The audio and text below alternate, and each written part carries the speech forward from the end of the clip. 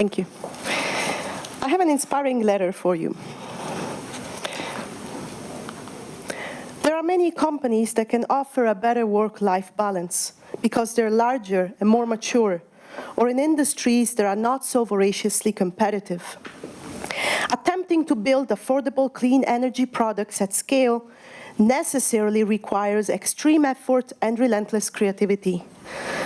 But succeeding in our mission is essential to ensure that the future is good. So we must do everything we can to advance the cause. This emotional paragraph was included in a letter that Elon Musk wrote to his employees to explain the layoff of 3,000 Tesla workers under increasing financial pressure. Succeeding in our mission, ensure that the future is good, advance the cause. So his reasoning is that he's letting people go because he has a mission. His mission is, as crazy as it sounds, to save the planet. But he can't do it alone. He needs people to believe his crazy narrative.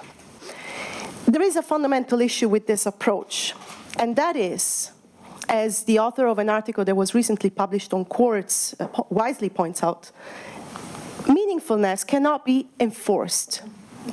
As you probably know, according to a EY report from 2017, 75% of the world's workforce by 2025 will be millennials.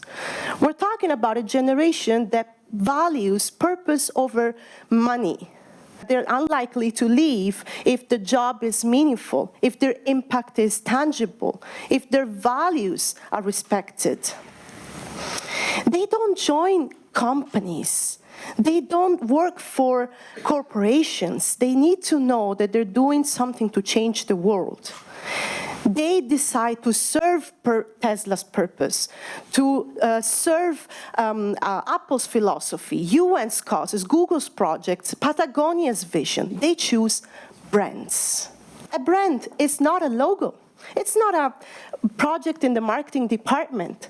Brands are the human faces of the organization, the collective values that stem from a CEO's vision and spread across the entire ecosystem in the form of a promise. But sometimes promises are broken, and stakeholders, be it employees, partners, advisory boards, or customers, stop believing in these promises. And this is what happens. There is no easy fix to that. These promises, when we sign a contract, are something that we are asked to believe. And not only that, we're asked to become ambassadors of the same promises so that more and more people will believe into what we've been promised, internally and externally, to an organization. The pattern is very clear. Reputational issues, loss of talent, and financial loss in pretty much this order. The perception of the organization changes, shifts, and so does behavior. Disengagement, lack of trust. These behavioral changes are clear symptoms. They are symptoms, they are the reflection of a corporate culture, the wrongfulness of which has not been addressed from the very beginning. But what is culture? If you start Googling the word culture, you will probably come across different definitions of culture. But I want to challenge that view. We need to challenge that view beyond people's behavior. It's something that gets established at the beginning, at the very inception of an organization. But sometimes culture, of course, it fluctuates because it gets distraction or contributions from people who gets on board. And whoever gets on board, whoever joins an organization, is also in turn influenced by other trends. Speaking of which, last year, PwC issued an extremely insightful study about the workforce for the future, where possible scenarios as a result of mega trends or governments and public sentiment can be identified as collectivism versus individualism, business fragmentation versus corporate integration. These worlds of work that will emerge by 2030 would be labeled as, they have been envisioned as a yellow world where humans come first, a red world where innovation comes first, a green world where the corporate social responsibility kind of drives the corporate agenda, and the blue world, which is pure capitalism. All of these worlds will have a dedicated professional figure or department that leads the people's strategy. And that could be AI for automated selection processes for the red world or the tech-driven world, or the CEOs for the green world, the corporate social responsibility focused companies. But there is one common denominator to all of these, despite their being so different in culture, in vision, in values. And this is finally about you. HR will either become flexible or will no longer be there. Now, you may roll your eyes because you've heard this many times, but the kind of flexibility that I'm talking about is about power.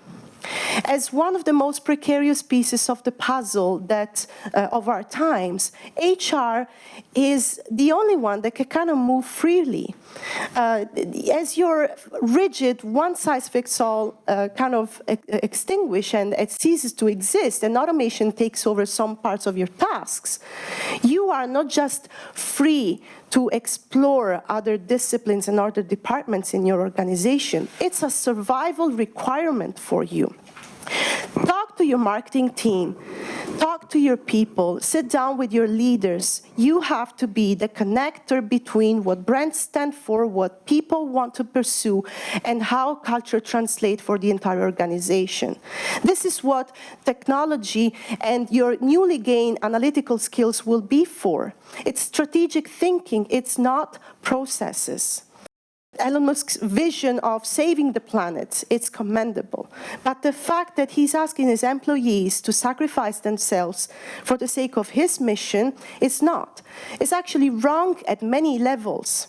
Meaningfulness may not be enforced, but you have the tools to build the right framework to make sure to foster meaningfulness and make sure that it's not used to talk people into joining, staying, or leaving. And this is what successful companies do, no matter what scenario. And no matter what scenario, you have more power than you think to make a difference. Thank you.